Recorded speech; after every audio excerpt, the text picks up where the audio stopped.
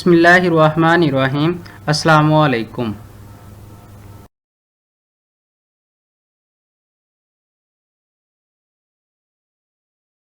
आज हम हिस्सा नसर के सबक नंबर 7 सिफारिश के बारे में पढ़ेंगे। तो इस सबक के मुसन्नफ़ का नाम अहमद नदीम कासमी है। आप 1916 में खुशाब के गांव में पैदा हुए।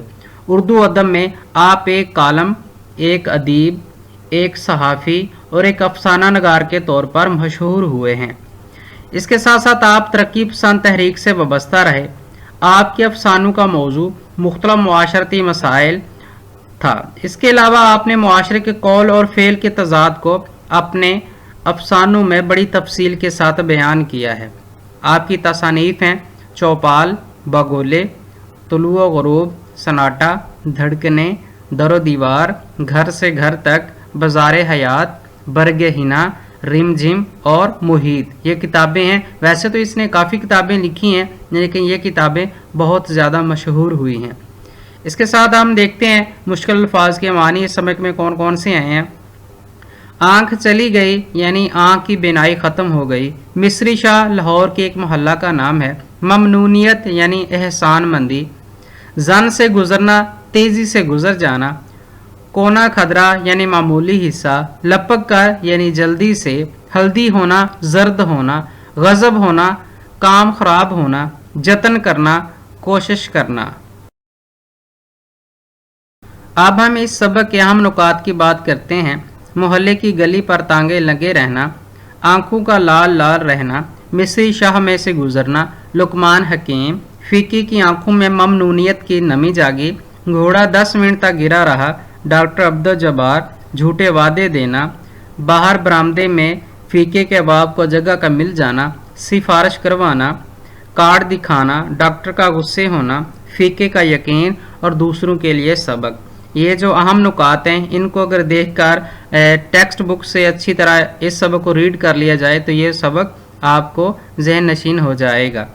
इस सबक में मुसन्नफ़ ने हमें ये बताने की कोशिश की है कि बाबूजी मुआशरे के एक ऐसे किरदार के रूप में अपने आप को पेश कर रहा है जो किसी की मदद के लिए कोई अमली इकदाम नहीं उठाता, लेकिन एक गरीब शख्स का काम कुदरत की तरफ से खुद ब खुद हो जाता है।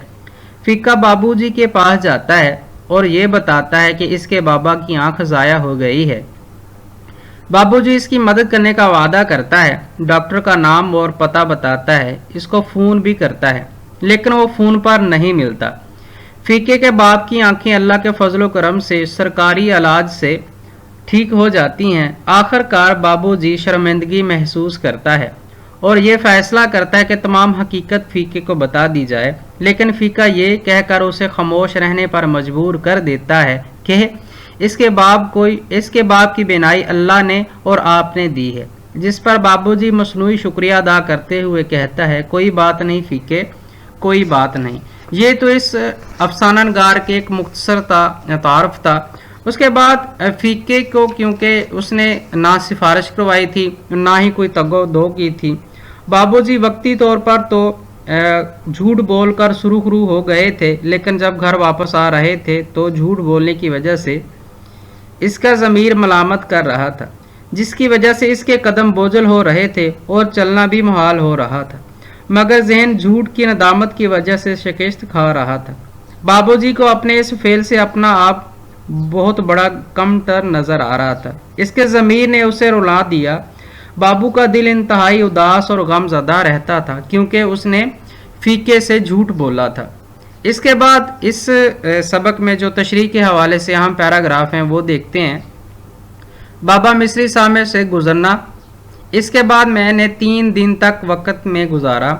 मैंने उसे तसल्ली दी और उसे साथ लेकर फीके की आंखों में ममनूनियत की नमी जागी और खुलासा, इस खुलासे को आप 2.5 सफ़ा तक ले सकते हैं और सिफारिश वाला जो ऐसा सबक है जिसमें आप पैराग्राफ भी बना सकते हैं।